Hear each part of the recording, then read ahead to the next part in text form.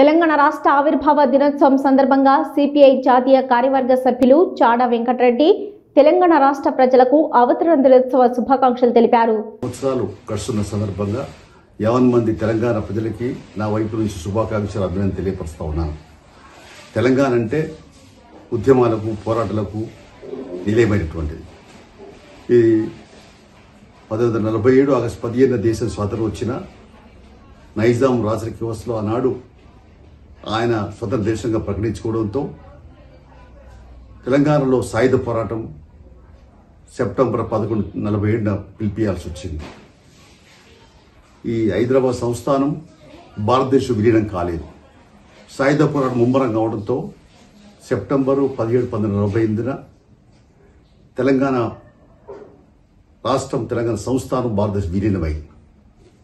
ఆ తదుపరి కొన్నాళ్లకే 56లో ఆంధ్రప్రదేశ్ అవతరణ పేరుతో తెలంగాణ ఆంధ్రప్రదేశ్ విలీనమైంది.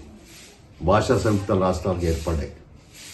మరాఠాలో మహారాష్ట్ర జిల్లాలు పోయినాయి, మహారాష్ట్రకి. అలాగే కర్ణాటకలో కొన్ని జిల్లాలు పోయినాయి. తెలంగాణ ఆంధ్రప్రదేశ్ విలీనమైన తర్వాత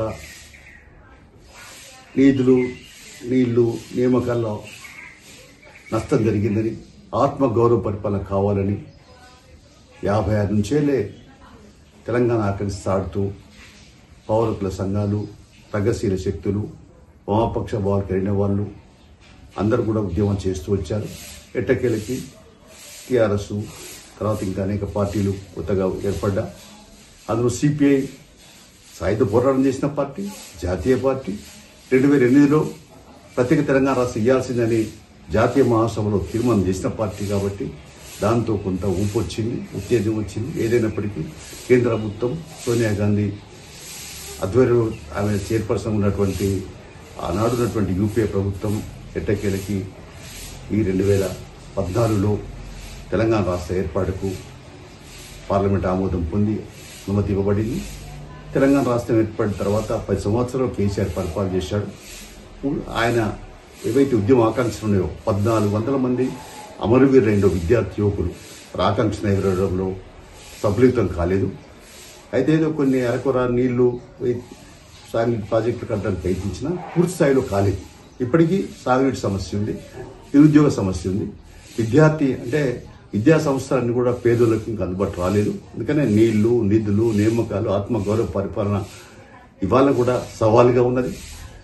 రేవంత్ రెడ్డి ప్రభుత్వం కొత్తగా కాంగ్రెస్ ప్రభుత్వం అధికారంలోకి వచ్చి 16 మాసాలు గడిచిపోయింది.